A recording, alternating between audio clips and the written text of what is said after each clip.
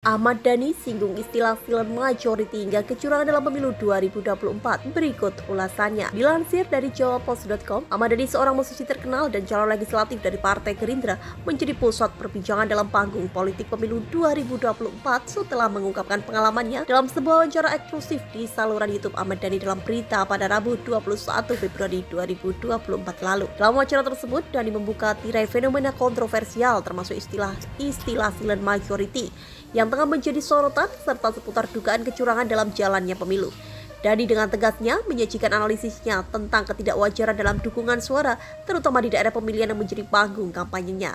Meskipun dikenal sebagai tokoh publik yang populer, Dhani mengungkapkan bahwa ia menemukan dirinya berada di posisi ketiga di bawah seorang senior dari Partai Gerindra yang kurang dikenal oleh masyarakat umum.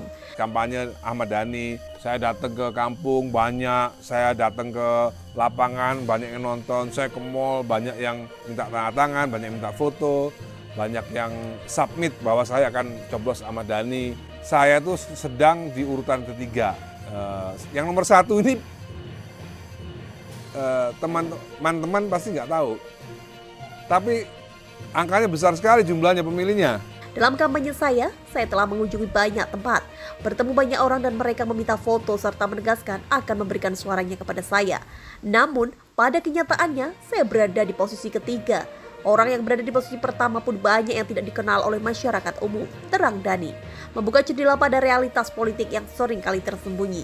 Pengalaman pahit ini mendorong Dhani untuk mengajak masyarakat memperluas pandangan mereka terhadap kemungkinan bahwa keramaian dalam kampanye tidak selalu mencerminkan dukungan yang sesungguhnya.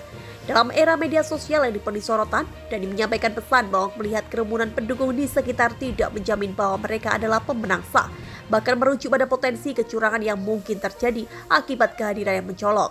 Dhani juga menyoroti fenomena silent majority yang terjadi di daerah pemilihannya. Meskipun suara-suara yang muncul seakan-akan dihitung dengan jelas, kenyataannya tidak selalu sejalan dengan popularitas calon legislator termasuk dirinya sendiri.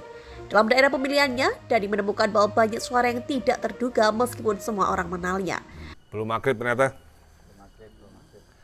Jadi tadi itu silent majority. Jadi perolehan suara saya di dapil saya Surabaya Sidoarjo itu ranking ketiga. Tapi saya tidak bisa bicara bahwa itu adalah curang. Karena mungkin fans saya atau baladewa-baladewi yang anggap curang. Karena apa? Karena kelihatannya rame kok Ahmad Dhani. Di mana-mana kampanye rame, banyak orang yang datang, di mana-mana banyak yang datengin. Tapi faktanya kan ada pencoblos yang disebut tadi silent majority. Dia nyoblos bukan karena Ahmad Dhani, dia menyoblos karena sesuatu, entah apa, nggak tahu. Tapi yang jelas dia datang ke TPS dan mencoblos tanpa banyak mulut. Itu yang disebut silent majority. Dalam daerah pemilihan saya, fenomena silent majority benar-benar terjadi.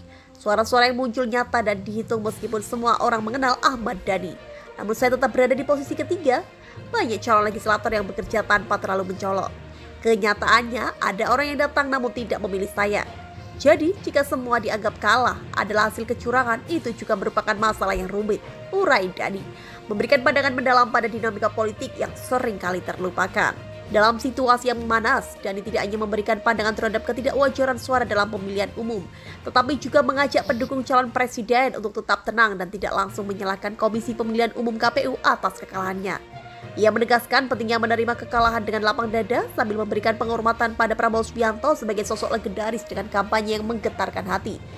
Pilpres itu bukan ajang untuk pinter-pinteran, bukan ajang untuk bacot-bacotan yang paling hebat siapa, enggak guys. Pilpres itu adalah bagaimana cara memenangkan hati rakyat. Beliaunya itu memang legendaris Prabowo itu. Yang lain kan semuanya newcomer semua, ya kan? Ganjar newcomer. Anies ya newcomer. Prabowo itu kayak Dewa 19 guys, lagi naik daun.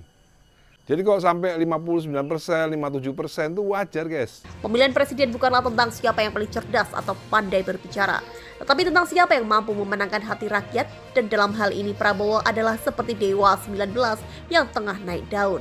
Sulit untuk dihentikan dan oleh karena itu, jika dia menang itu adalah hal yang wajar, tegas Dhani kembali.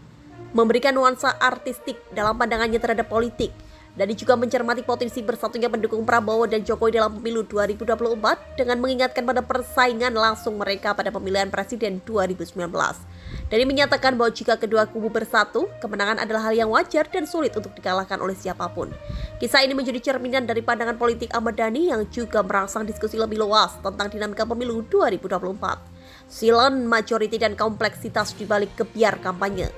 Hal ini juga mengajak pemilih untuk lebih aktif dan merayakan akar masalah politik yang kerap kali terabaikan.